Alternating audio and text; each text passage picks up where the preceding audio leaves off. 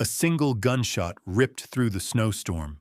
A sheriff fell, and with him, his empire of lies. That night, justice didn't knock. It kicked the door down. What began as the rescue of a missing girl soon uncovered something darker.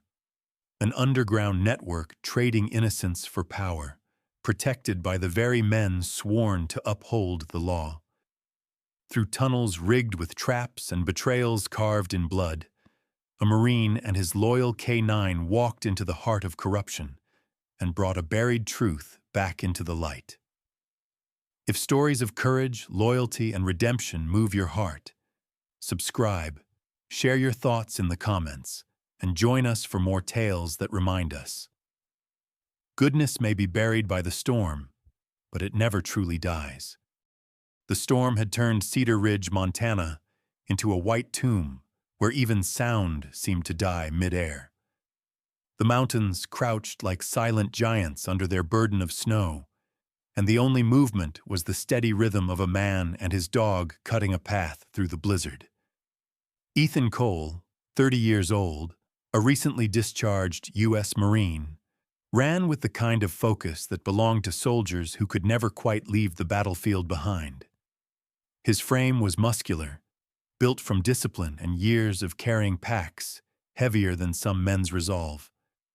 A short beard shadowed his angular jaw, and his eyes, gray, sharp, restless, constantly scanned the world as if danger might crawl from the snow at any moment. He had been forged by war, but what it left behind wasn't heroism. It was vigilance and the inability to truly rest. Beside him ran Ranger, a 6-year-old German shepherd with a coat of deep black and tan that gleamed even under the frost. His gait was fluid, purposeful, the movement of an animal born to obey but bred to protect. Scars hid beneath the fur, souvenirs from missions overseas, yet in his amber eyes burned something gentler than combat: loyalty. Ranger had been with Ethan through 2 deployments and had saved him more than once. Now, both soldier and dog were learning how to survive peace. The wind howled across the pines, sweeping up fine powder that stung Ethan's cheeks. He slowed when Ranger halted suddenly, tail stiff, ears tilting forward. The dog's breath came out in sharp plumes. Ethan's instincts clicked. He followed Ranger's gaze to a patch of snow where something bright peeked through. A tiny red clip, half buried. Ethan crouched, brushing away the frost with his gloved hand. It was a child's hairpin, shaped like a butterfly, the kind he had seen on flyers plastered across every storefront in town. The missing girl, Lily Harper, 9 years old, daughter of Officer Mark Harper, had vanished 7 days ago after walking home from her piano lesson. Ethan's pulse quickened. The hairpin was old enough for the metal clasp to be dulled, but the snow beneath it had been disturbed before the last storm. He calculated unconsciously wind direction, snowfall density, compression marks, and came to a grim certainty. The pin had fallen a week ago, just before the blizzard sealed the town from the world. "Good boy," he murmured. Ranger whined softly, circling the spot. The dog's nose brushed over the surface of the snow, then veered off the trail. Ethan followed as Ranger advanced, paws sinking deep, body tense. A few yards ahead, the snow changed. It was pressed down unevenly in irregular oval patches, light, repeated, like someone small had been dragged or had stumbled while trying to run. Ethan knelt and touched a broken twig half buried nearby. It was dry and snapped long ago, but the soil beneath had been churned, mixed with older ice. The area spoke of struggle, faint but readable to trained eyes. Ranger barked once, low, then began to dig. Snow flew in frantic sprays until his claws struck something solid. Ethan joined him, clearing with both hands until a dark stain emerged, a frozen smear against the white. Blood, not fresh, but preserved by the cold. He leaned closer, smelling the iron through the ice. It was faint, but unmistakable. Ranger sniffed the air again, muscles quivering, then trotted ahead, stopping every few meters to paw another patch. Each time, Ethan found a similar trace, a breadcrumb trail of frozen blood leading deeper into the forest. "She's trying to leave a path," Ethan whispered. His voice broke the silence like a confession. "Smart girl." They continued north, deeper into the woods where the trees grew denser and the snow muffled even their breathing. The further they went, the more the air changed. It thickened, heavy with the tang of rust and earth. To Ethan, that smell wasn't new. It was the scent of old iron, machinery, and decay. When he brushed a gloved hand along a boulder, he felt cold metal beneath, the mouth of something man-made. A ventilation shaft, old and half-collapsed, jutted from the hillside.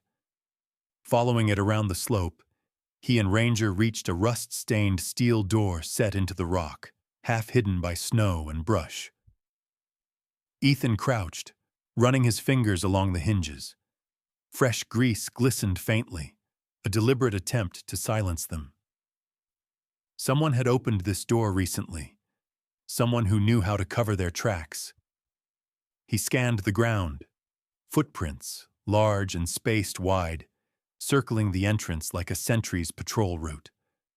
One print was pressed so deep, the heel had cracked the ice. Whoever it was, he carried weight, likely armed. Ranger growled softly, fur bristling.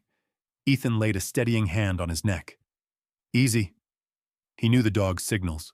The growl wasn't fear. It was confirmation. There was movement inside that door. Life. For a long moment, Ethan simply listened. The wind moaned over the mountains, but beneath it he caught another rhythm, a faint metallic echo, the distant creak of a hinge, maybe even the muffled scrape of boots on concrete. Every instinct screamed caution. His training told him this was a fortified spot, possibly mined, and that a direct entry would be suicide. The Marine in him calculated breach angles, cover options, timing. The man in him thought of the red hairpin and a father still posting missing flyers in the cold. He backed away slowly, memorizing every contour. The door's position, slope, wind direction. Pulling a small notebook from his coat, he jotted coordinates, the pattern of tracks, even the scent direction based on wind drift. Ranger sat beside him, watching with quiet alertness. "Not today," Ethan said finally. "We're not going in blind." When they turned back, the sky had already begun to fade into a violet haze. Snow fell heavier now, reclaiming every trace they'd uncovered. By the time they reached the tree line, the forest looked untouched again, pure, silent, deceptive. But Ethan's mind was already racing ahead, assembling names. Sheriff Brody Hayes, a broad-shouldered man in his 50s with a face carved by decades of mountain winters and a reputation for hard discipline. Sergeant Olivia Ramos, sharp, deliberate, once part of the state task force before transferring to Cedar Ridge after a failed case that had cost her partner's life. They would need to see this. Back at the cabin, Ethan spread his notes across the table, the red hairpin glinting faintly beside a steaming mug of coffee gone cold. The evidence pointed to one place, the abandoned mine north of town. He dialed the sheriff's number, his voice low but steady. "I found something. You'd better come." By nightfall, the storm was at its worst. Snow lashed against the windows like ghostly fingers, but inside that small cabin, 3 figures gathered around a lantern's glow: the veteran soldier, the hardened sergeant, and the cautious lawman. The air between them was thick with what each understood but hadn't yet spoken. When Ethan laid the hairpin and the map on the table, no one moved for several seconds. Then Sheriff Hayes exhaled slowly, his jaw tightening. "All right," he said. "Tell me everything." And so began Operation Snowfall, the mission that would decide whether a child lived or vanished forever beneath the frozen silence of Montana's winter. The wind outside screamed like a wounded beast, rattling the steel door of the mine as Ethan Cole and his small team descended into the dark. The air grew dense, filled with the metallic tang of rust and the faint scent of oil. Their flashlights cut narrow tunnels through the cold, painting fractured shadows on the rock walls. Ethan led the way, rifle steady, his jaw tight beneath a layer of frost.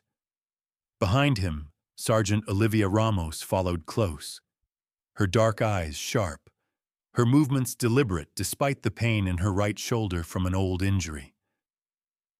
Olivia, 35, was lean and wiry, her features striking beneath the dim light. Olive skin dusted with grime, black hair tied back tight, and a small scar running from her temple to the curve of her jaw, a mark from a failed operation years ago that had taken her partner's life. It was that night, she often said, that taught her to never trust silence. Ranger padded beside them, low and alert. His ears twitched with each distant creak, his amber eyes alive with focus. The dog had slipped into his working state, breathing steady, tail low, reading the invisible language of danger through scent and vibration. 2 other officers followed. Deputy Carl Jensen, a broad man in his 40s with thinning blonde hair and a nervous habit of clicking his tongue against his teeth, and Officer Blake Turner, a newcomer barely 23, his pale face slick with sweat despite the cold. Blake's father had been a miner, and he had volunteered for this operation partly out of guilt. His family's old mining company had sealed this shaft decades ago. "Stay close," Ethan whispered, his voice a steady whisper that carried command. "Watch the floor and walls. These guys knew what they were doing." The warning came too late. As Blake stepped forward, his boot snagged a near-invisible wire stretched across the tunnel. Ethan lunged, dragging him back just as a small device clinked from the ceiling. "Down!" he barked. The flashbang exploded with a thunderous crack, deafening in the confined space. Dust rained down. Ethan's ears rang, but he recovered fast, scanning for movement. Ranger was already crouched, growling, his eyes fixed on the darkness ahead.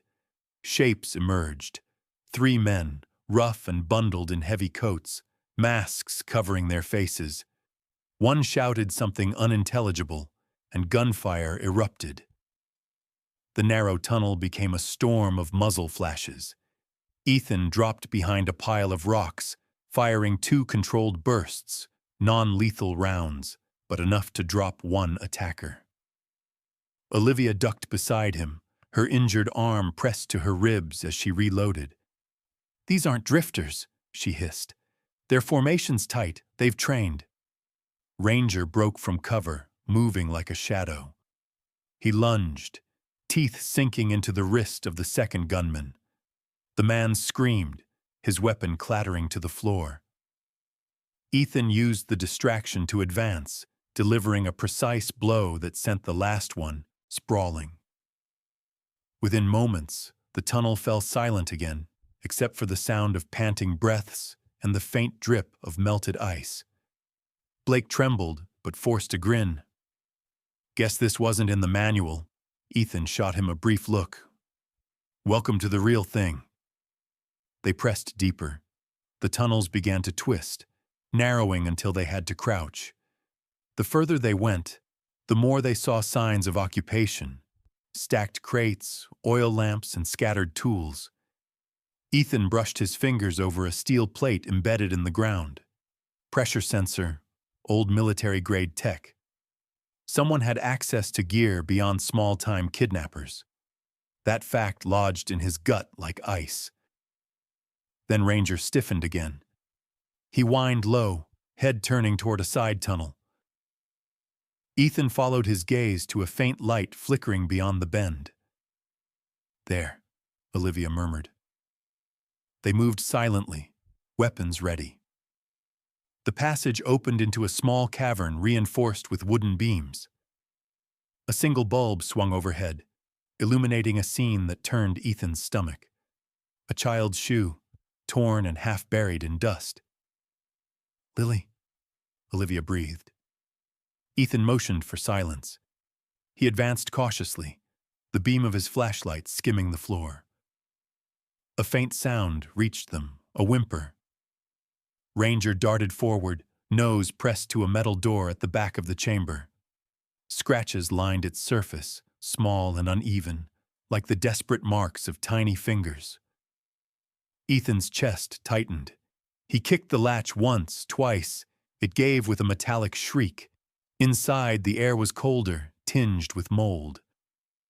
Lily Harper sat in the corner, her knees drawn to her chest, a blanket around her shoulders.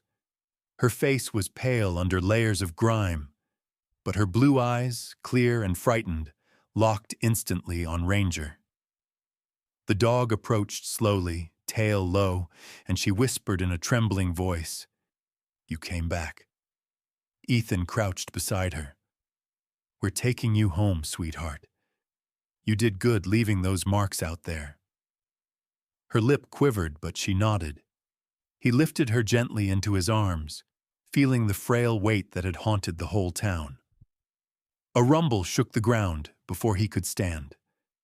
"They're collapsing the tunnel!" Olivia shouted. A chain of muffled explosions echoed from the depths, and dust poured from the ceiling. "Move now!" The team sprinted toward the exit, Ranger leading with frantic precision. Another blast thundered closer, throwing them off balance. Carl Jensen stumbled, clutching his leg, blood blooming through his pant leg. Ethan passed Lily to Olivia and dragged Carl upright. The man's face was gray with pain, but he clenched his jaw. "Go!" he barked. "I can still move." Gunfire sparked again from the shadows behind them, two figures appearing with rifles. Ethan turned, firing quick bursts while Olivia shielded Lily behind a beam. One of the attackers fell, the other vanished into smoke. Ranger lunged at the faint movement, his growl echoing through the collapsing hall.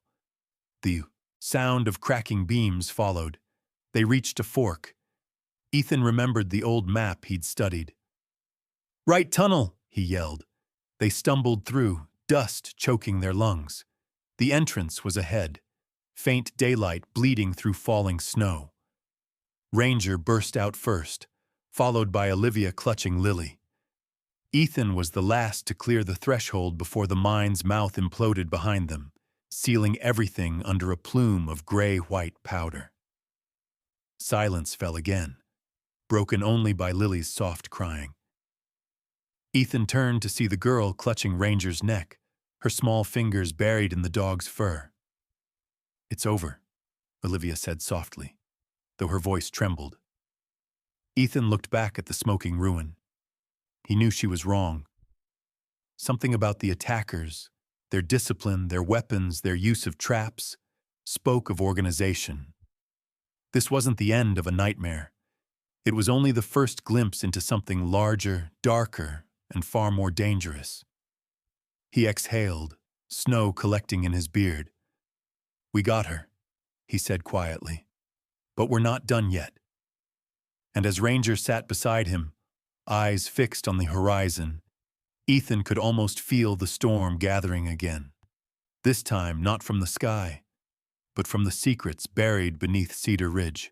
The wind had died, but the air inside the ruined mine was heavy with ash and silence. Ethan Cole stood beneath the cold, gray light filtering through the wreckage, his breath forming pale clouds as he scanned the debris. Smoke still curled from the collapsed tunnel behind him, a whisper of what they'd barely escaped. Beside him, Sergeant Olivia Ramos knelt by a half-buried wooden wall panel, her gloved hands pulling at it until a soft crack echoed. "Ethan," she said quietly, brushing away the dust. Underneath the panel was a metal case the size of a briefcase, scuffed and covered in soot. She pried it open.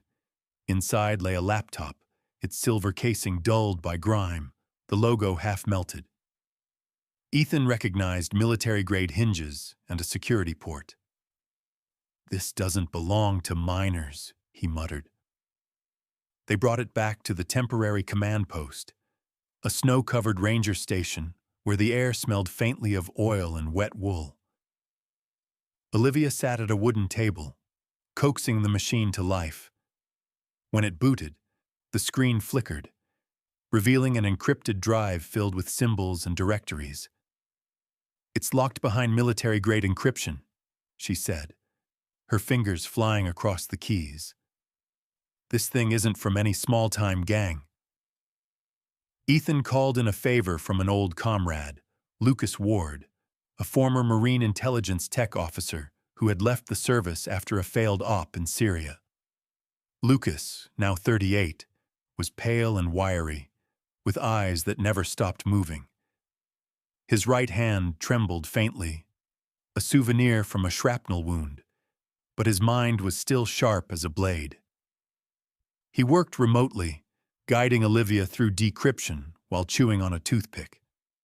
"That's a Hydra Shield protocol," he said over the comm line. "Whoever set this up had money and power. Give me an hour." Ethan paced by the window, Ranger sitting beside him like a shadow. The dog's fur was streaked with dried mud from the mine, but his eyes stayed alert, tracking every sound outside. Snow began to fall again, fine and relentless, and through it, Ethan could see the outlines of police vehicles parked near the base of the hill. Inside one of them sat Sheriff Brody Hayes, his broad shoulders hunched under his winter coat. At 53, Hayes still had the look of a mountain man, square jaw, thick gray mustache, skin hardened by years of weather and work. To the public, he was the face of Cedar Ridge's justice. To Ethan, there was something else beneath that stern exterior, something colder. Hayes hadn't spoken much since they pulled Lily from the mine. When Ethan had thanked him for mobilizing the rescue, the sheriff's eyes had held no relief, only calculation. An hour later, Lucas called back. "You're not going to like this, Cole," he said. "I've cracked the first layer. It's not random files, it's logs. Transaction records, movement manifests, and photographs. You've stumbled onto a trafficking network." Ethan leaned closer to the laptop. Faces stared back from the screen. Young girls, frightened and hollow-eyed. Dates, shipment numbers, foreign addresses. Olivia covered her mouth. "My God," she whispered. Lucas continued, his tone darkening. "There's more. Each transport is tagged with internal codes that match federal agency identifiers. Someone high-up's covering this." Ethan's jaw tightened. "Can you trace where the last signal came from?" There was a pause. Then Lucas's voice hardened. "Yeah. The last upload came from inside the Cedar Ridge Sheriff's Office. Specifically, the terminal registered to Brody Hayes." For a long moment, no one spoke. Olivia's fingers froze on the keyboard. "That's impossible. He was with us. He risked his life in that mine." Ethan said nothing. He stared at the snowfall outside, the pattern of flakes shifting in the pale light. In war, he'd learned that betrayal never came from strangers. It came from the ones who wore your uniform. That night, after everyone had left the station, Ethan stayed behind, watching the encrypted data scroll across the screen. He saw hidden directories linking to offshore accounts, coded messages between middlemen. The language was clinical, mechanical, children referred to as assets, destinations listed as events. His pulse slowed as he read, his mind going cold. Among the coded names was one marked Shar 9, and the date corresponded to the week Lily Harper disappeared. This wasn't random. It was personal. The next morning, he made a decision. He couldn't confront Brody directly, not yet. Instead, he would trace the supply chain backward. The data pointed to a transfer facility just across the Wyoming border, disguised as a private estate. Ethan would go alone, under an alias. Olivia protested, her voice rising in anger. "You can't just walk into that pit without backup." "I've walked into worse," Ethan said quietly, pulling on his coat. Ranger looked up from his place by the door, sensing the tone.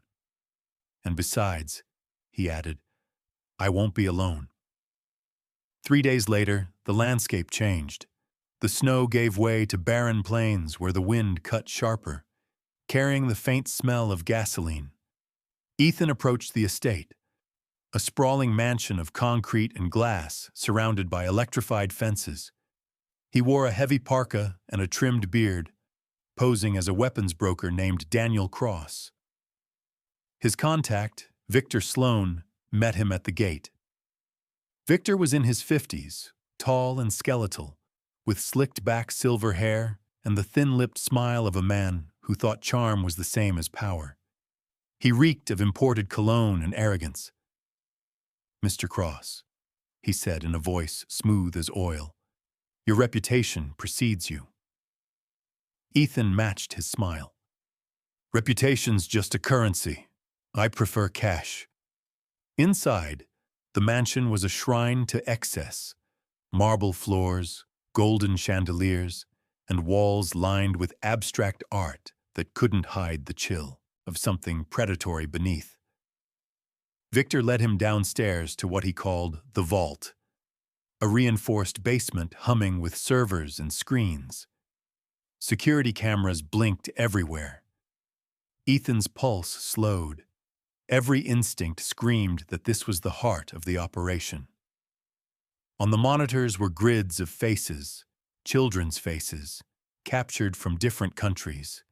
Each file was tagged, cataloged, traded.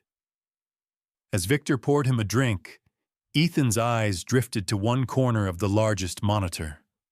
A familiar shape caught his breath. A man stood in the frame of a surveillance feed, his posture unmistakable. Broad shoulders, sheriff's badge glinting under artificial light. Brody Hayes. He was shaking hands with another man, exchanging envelopes.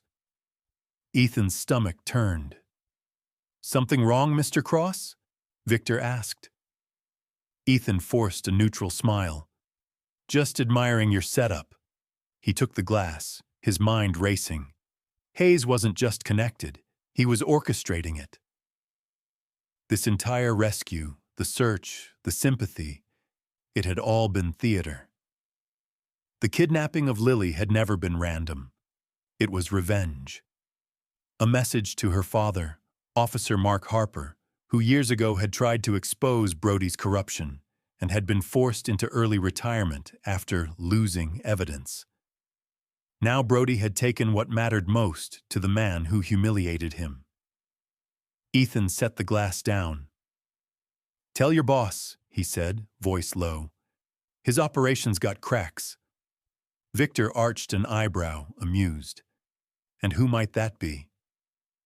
Ethan smiled faintly. "You'll find out soon enough." Then he left, the weight of the truth pressing on him like the storm clouds gathering over the plains. That night, in a cheap motel room miles away, Ethan opened his encrypted communicator. "Olivia," he said quietly, "we were right. It's bigger than we thought, and Brody's the one holding the strings." Outside, Ranger lay near the window, ears twitching at every passing car. In his reflection, Ethan saw not the soldier he once was, but the man who had just uncovered the darkest kind of betrayal, the kind that wears a badge. The storm returned like a living thing, crawling down from the mountains and sweeping across the frozen plains of Montana. In the dim blue hours before dawn, the military base of Fort Livingston stood like a bastion of iron and frost, its floodlights hazy in the flurries, its runways buried under white silence. Inside the main operations building, the air was thick with the low hum of tension. Screens flickered with satellite feeds and maps illuminated in cold light. Ethan Cole stood at the center of it all, his posture straight, his uniform black and unadorned, the quiet authority of a man who had spent half his life obeying orders and the other half questioning them. His beard was thicker now, the shadows beneath his eyes deeper. Sleep had become a stranger. He placed a folder on the metal table. Inside were images, shipping manifests, bank transfers, coded communications, all pulled from the laptop found in the mine. His voice was calm, but carried the gravity of truth. "This isn't just a trafficking network," he said. "It's an infrastructure. 4 active sites, 2 in Montana, 1 in Idaho, 1 across the Wyoming border. Each one acts as a holding hub before transfer overseas." He tapped the final page, where a name was written in bold letters: Brody Hayes. And this man, the sheriff of Cedar Ridge, is the conduit. He provides protection, local cover, and transportation. Without him, the entire chain falls apart. Across the table sat Colonel Daniel Briggs, a career officer in his late 50s with a face carved from stone. His close-cropped silver hair gleamed under the fluorescent light, and the scar across his left cheek was a relic from Fallujah, a reminder of wars that never quite ended. Briggs was the kind of man who spoke little, listened much, and trusted only evidence. "You're accusing a sitting law enforcement officer of treason and organized trafficking," he said slowly, his voice a graveled rumble. "You understand what that means?" Ethan met his gaze. "Yes, sir. It means he's already betrayed every oath he ever swore." From the back of the room, Major Rachel Lynn leaned forward, her dark eyes narrowing. She was a logistics and intelligence officer in her early 40s, sharp as a blade, her hair tied into a perfect bun, not a strand out of place. Lynn was the planner behind half of the base's successful operations. "If what you're saying is true," she said, flipping through the pages, "this operation crosses state lines and international boundaries. It's not just trafficking, it's political. Someone is protecting these movements from the top. Then we'll start from the bottom," Ethan replied. Colonel Briggs finally exhaled and turned to the board. "Very well. Operation Iron Snow is authorized." He pointed to the map. 4 strike teams, simultaneous entry. Your target, Cole, is the Wyoming compound, the main hub. We go tonight. The room moved like a machine, springing to life. Orders relayed, weapons checked, comms synchronized. Outside, the wind howled as if warning them. Ethan stepped away, leaning against the cold window. The reflection that stared back at him wasn't the Marine who had left the service months ago. It was something older, scarred by disappointment and reborn in purpose. Behind him, Olivia Ramos approached, her jacket zipped to her chin, her dark hair damp from snow. "You sure you want to lead the assault?" she asked. Ethan glanced at her, a faint smile playing on his lips. "I found the ghosts. I should be the one to bury them." Ranger stood beside him, tail flicking once, amber eyes watching her like he understood every word. Olivia crouched to pat his head. "You ready, soldier?" she said softly. The dog licked her glove, his breath steaming in the cold. Ethan watched them both, one human, one creature, but both bound by loyalty. By nightfall, the world outside was swallowed in gray. Convoys rolled silently through the storm, headlights dimmed, tires crunching over ice. Snow swept across the armored vehicles like drifting ash. Ethan's team, 8 men and women, elite special operations, sat in the back of one transport, faces hidden under balaclavas, eyes shining in the dim red light. Beside him was Sergeant Dean Murphy, a demolitions expert with forearms like iron and a perpetual 5 o'clock shadow. Dean was 35, Irish descent, with laughter lines that hinted at a once carefree youth, now buried under years of service. "You ever get tired of fighting ghosts, Cole?"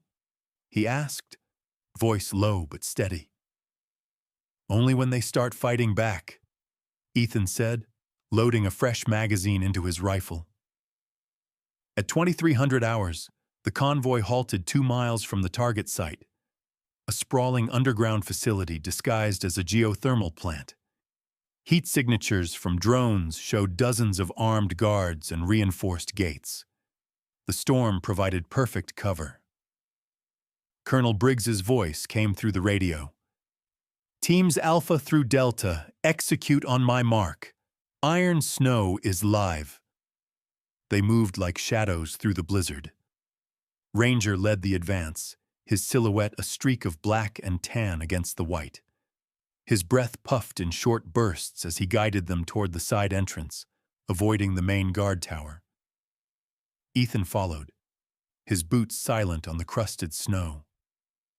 Lightning flickered far off, silent, distant, like God watching from behind the storm.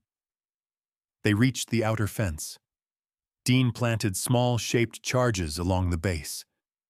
The dull thump of the detonation was muffled by wind. The fence sagged, and they slipped through. Inside the compound, floodlights flicked on, slicing the dark. Shouts rose in confusion. Ethan raised his hand, signal. His team split into 2 groups, advancing through the smoke. Bullets whined through the air, sparks flashing off metal. Ethan moved like instinct, returning fire in short, controlled bursts. Ranger darted ahead, tackling a guard, trying to flank them. The man went down screaming, silenced by a quick command from Ethan. "Hold!" The dog released, panting, eyes fixed. Inside the main structure, the corridors were wide and sterile, humming with generators. The deeper they went, the more it felt like descending into something inhuman. Behind locked doors were cells, small, windowless. Ethan could hear the faint sobbing of children. His throat tightened. "Dean, breach it," he ordered. Dean rigged a small charge and blew the lock. The door swung open. Rows of frightened faces stared out. Dozens of girls, no older than Lily Harper, trembling beneath blankets. "It's okay," Ethan said, voice low, steady. "You're safe now." Ranger patted in gently, tail wagging, his presence somehow easing their fear. Olivia entered behind them, her rifle lowered. "We need medics," she said over the radio. "We've got survivors. Repeat, survivors." But above them, chaos was erupting. The radio crackled with updates from the other teams. Firefights in Idaho, explosions in Montana. The operation was succeeding, but the cost was mounting. Then came Briggs's voice again, tense. "Cole, we've got movement on your sector. A chopper's lifting off from the main pad. Hayes is trying to run." Ethan's blood went cold. "Olivia, take charge of evac. I'm going after him." He sprinted up the steel staircase, Ranger at his heels. The hallway shook with gunfire. When he burst onto the roof, the snow blinded him momentarily. The rotor blades of a black helicopter churned the air into a hurricane. Brody Hayes stood near the cockpit, his heavy coat whipping in the wind, his hand gripping a pistol. Even through the storm, Ethan saw the madness in his eyes. "Damn it, Brody!" Ethan shouted over the roar. "It's over!" Brody turned, his face lit by the red navigation lights. His mustache was crusted with frost, and his skin looked carved from ice. "You think you've saved them?" he yelled. "You have no idea how deep this goes. You kill me and another will take my place. This world runs on money, Cole, not your precious honor." Ethan leveled his rifle, his voice calm, almost sorrowful. "Then I'll make sure there's one less man cashing in on innocence." Brody smirked, raising his gun. But Ranger lunged first, a blur in the snow, knocking the sheriff off balance. The pistol fired once, the bullet grazing Ethan's arm. He ignored the pain, charged forward, and slammed Brody against the landing skid. The helicopter tilted, its blades screaming. Brody fought back fiercely, his strength fueled by desperation. Years of authority had hardened him. He was no coward, only corrupted. "You think you're the hero?" he snarled. "You'll be forgotten. They'll bury this like they bury everything." "Then I'll keep digging," Ethan said through clenched teeth. He swung his rifle, striking Brody across the temple. The sheriff staggered back, slipping on the icy pad. Ethan shouted, "Stop!" But Brody reached for the gun again. There was no choice. Ethan fired once. The shot cracked through the blizzard.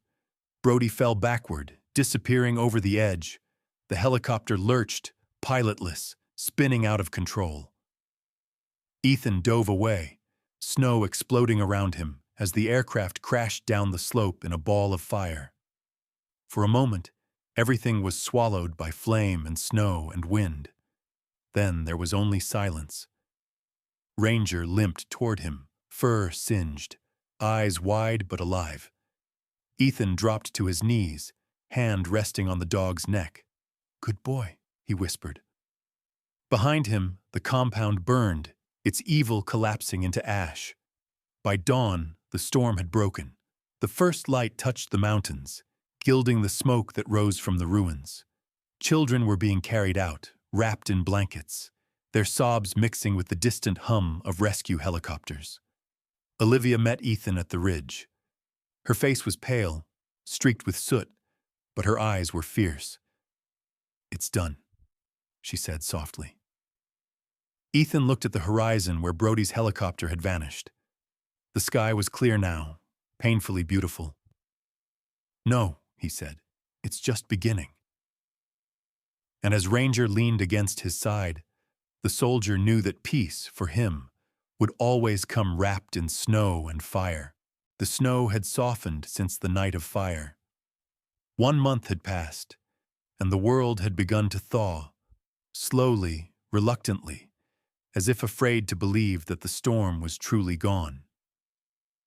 Across the mountains of Montana and the valleys of Wyoming, the remnants of Operation Iron Snow had settled into quiet recovery. The media called it the miracle beneath the frost. But to Ethan Cole, it was less a miracle and more a reckoning. Washington, D.C. in late February was a strange mix of stone and glass, of history and ambition. The air smelled faintly of rain instead of snow, yet cold still clung to the marble steps of the Pentagon Memorial Hall. Inside, chandeliers spilled warm light across rows of uniforms, men and women who had seen war, justice, or both. Ethan stood among them, his posture as straight as ever, his dress blues crisp, though his eyes were distant. His hair had grown slightly longer, his face rougher, the color of sanded oak. The wound on his left arm, where Brody Hayes's bullet had grazed him, was now a thin white scar, a line between past and peace. Beside him sat Ranger, freshly groomed yet still bearing a faint burn mark on his flank, hidden beneath his coat. The 6-year-old German shepherd had filled out since the operation, his fur fuller, his eyes calmer, though his alertness never faded. He wore a simple leather collar now, but soon another symbol would hang from it, a small golden medallion shaped like a star. The ceremony began. General Daniel Briggs, now in full uniform, stood at the podium. The lights caught the silver scar on his cheek as he spoke in his steady, graveled voice. "There are wars we fight with weapons," he said, "and wars we fight with will. This man," he gestured toward Ethan, "fought both, not for glory, not for power, but for the smallest voices this country forgot to hear." His words echoed through the hall, cutting through the formal silence like a clean blade. Ethan felt the weight of every moment return, the blood, the snow, the eyes of the children. He swallowed hard. As Briggs pinned the medal to his chest, applause rippled through the room. Not loud, but deep, sincere. Ranger tilted his head at the sound, and Briggs smiled. "And this one," the general added, bending slightly, "fought with heart." He fastened the K9 Medal of Valor around Ranger's neck. The room erupted then, laughter and clapping blending into warmth. In the front row sat Sergeant Olivia Ramos, her shoulder bandaged beneath her dress uniform. Her dark hair had grown out slightly, curling around her face, and there was a softness to her expression that hadn't been there before. When Ethan caught her eye, she mouthed two words, "You did it."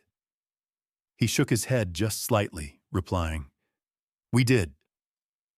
A few seats down was Colonel Briggs's aide, Major Rachel Lynn, who had coordinated the humanitarian operations after the raids. Though composed as always, her voice had trembled earlier when she told Ethan, "Stukukau, 312 girls are safe. You can sleep now." But Ethan wasn't sure he ever would. After the ceremony, a small reception filled the hall with the murmur of conversation and the clinking of glasses. Ethan moved toward a quiet corner, uncomfortable with attention. He never liked cameras, never liked being called hero. Heroes, he thought, were the ones who didn't come home. Still, people came up to shake his hand. Politicians, soldiers, civilians. One of them was Secretary Helen Monroe, a tall woman in her 60s with silver hair and a tight bun, and eyes that saw too much. She had been the first to sign the federal mandate that expanded child recovery operations after Iron Snow. "You've done something no agency could have done," she said, her voice both firm and maternal. "Don't underestimate the power of one honest man." Ethan smiled faintly. "I had a good team," he said. Her gaze flicked to Ranger. "And a good partner." He looked down at the dog, whose ears twitched as if he understood. The best. When the ceremony ended, the hall emptied slowly into the soft light of evening. Snow began to fall again, thin, shimmering flakes drifting through the glow of the street lamps. It wasn't a harsh storm this time, but a gentle reminder of what they had survived. Ethan walked outside, his breath visible in the fading day. Ranger trotted beside him, his paws leaving precise prints on the marble steps.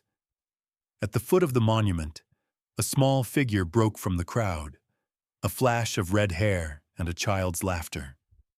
Lily Harper ran toward him, her scarf fluttering behind her.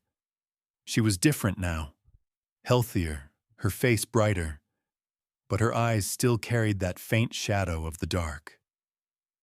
Ethan knelt as she threw her arms around his neck.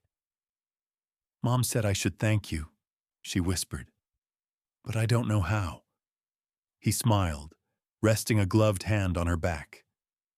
"You already did, kiddo. You survived."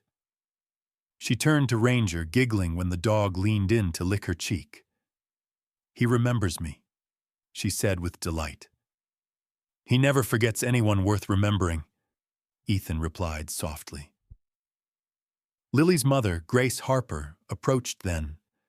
A woman in her late 30s, tall and slender with tired green eyes and hair the color of autumn bark. She looked strong but worn, the kind of strength built from grief and endurance. "Officer Harper would have wanted to thank you himself," she said quietly. "He believed in justice, even when it cost him everything." Ethan nodded. He was right. It always costs something. Grace smiled faintly, the wind brushing her hair against her face. "Then I hope it was worth it." He glanced at the snow swirling around them. "It was," he said. They stood for a while under the falling flakes, silent but connected by something deeper than words. The weight of loss and the fragile peace that followed. When the crowd finally dispersed, Ethan and Ranger walked toward the reflecting pool. The city lights shimmered across the water, fractured by ripples of wind. Ranger sat at his feet, gaze steady on the horizon. Ethan reached down, scratching behind his ear. "We did good, boy," he murmured. "Now maybe we can rest." But deep down, he knew rest was never permanent for men like him. Somewhere, another shadow was already forming, another battle waiting beneath the quiet surface of the world.